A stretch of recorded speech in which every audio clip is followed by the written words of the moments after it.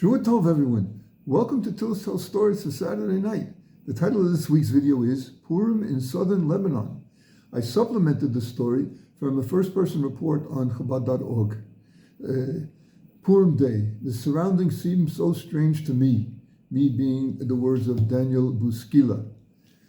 From childhood, Purim always meant Megillah readings, noise from noisemakers, loud music, lively dancing, people dressed up in different costumes, lots of good food, exchange of mishalach manot, that is food and drink gift packages, and a little l'chaim to top things off.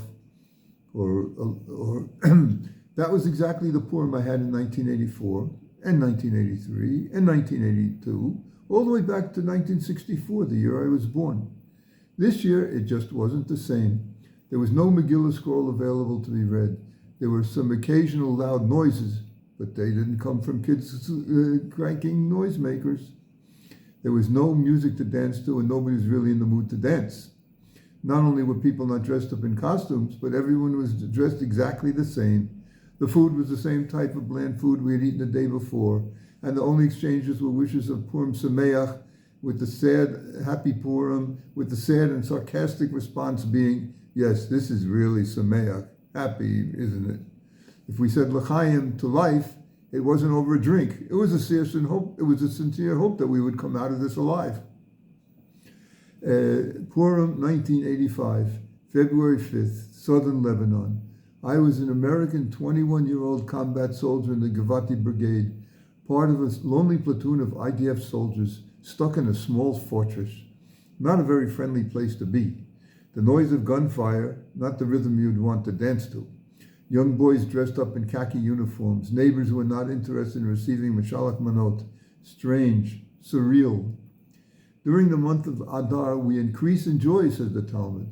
Not here, not in this place. No joy, nothing to celebrate, just long shifts of guard duty and patrols that really warranted the wishes of l'chaim, to life. That night of Purim is one big blur to me. Same with the morning, a total blank. All I can remember is the same exact things I could remember from any other day in Lebanon. But I will never, ever, ever forget the afternoon of that Purim. I was standing on guard duty with Moti, my sergeant, who I had become very close to ever since basic training was over. We always did guard duty together, often talking about life, big dreams, and great hopes for the future. We would take turns looking through the binoculars at this one long road we had to watch over. All sorts of traffic passed through this road. Lebanese delivery trucks, civilians driving from one town to the next, IDF, the Israeli Air Force convoys and ambulances. Due to a rise in suicide car bombs in southern Lebanon, the IDF declared a rule that any vehicle that had only a driver and no passengers would immediately be suspected as a suicide bomber, and the ID would open fire towards it. We had the dubious honor of watching over this road.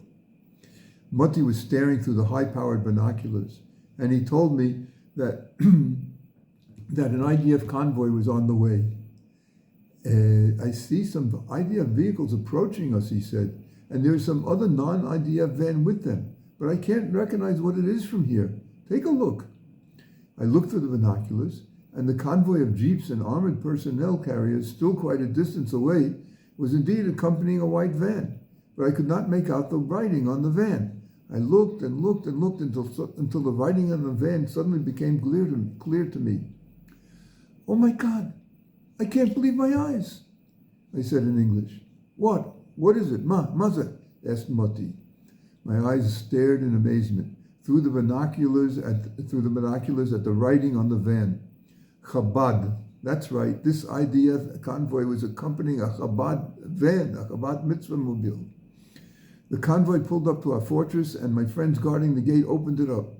In drove IDF jeeps, armored personnel carriers, and a van carrying Chabad rabbis and students. Like a mirage in the desert. The van stopped, and out came 4 Chabadniks. One of them held a Megillah scroll. Another had an accordion slung over his shoulders. Another had a bag filled with small copies of Megillah Esther, and Purim cards from kids, and blessing notes from the Lubavitcher Rebbe of righteous memory. Last, but certainly not least, one of them brought out several bags of Humantaschen pastries, various other sweets, and of course, a bottle and shot glasses for a true l'chaim. Just like that, out of nowhere, in the middle of a war zone. This little idea fortress suddenly became alive with the spirit of Purim. It was surreal. Superimposed on the bleak picture I described above, I could see somebody reading the Megillah from a parchment scroll, with people following in small paperback Megillahs. In fact, I still have mine to this day, 40 years later. I could hear joyous accordion music, and I could see people dancing with big smiles and in small circles. People were eating humintashen, and l'chaim was not about a patrol, but instead was a good shot of vodka. We were all taking turns guarding the various posts, as everyone wanted to share in this sudden outburst of Purim joy. Purim was here, alive and well, in an idea fortress in southern Lebanon. Here we were, righteous soldiers, secular soldiers, regular soldiers, officers, mechanics, and cooks, together with these 4 Chabad angels, who brought us the purest sense of joy and the most sincere expressions of solidarity, support, and unity I have ever experienced. There is not a single mention of God's name in the Megillah scroll. Rabbinic tradition interprets this as the Purim story being an example of the hidden hand of God, where miracles happen behind the scenes. I wasn't in Persia 2,500 years ago, so I can only rely on what the Megillah tells us. But there's one thing I'm sure of. On Purim Day, 1985, for my friends and I in an IDF fortress in southern Lebanon, there were no hidden miracles.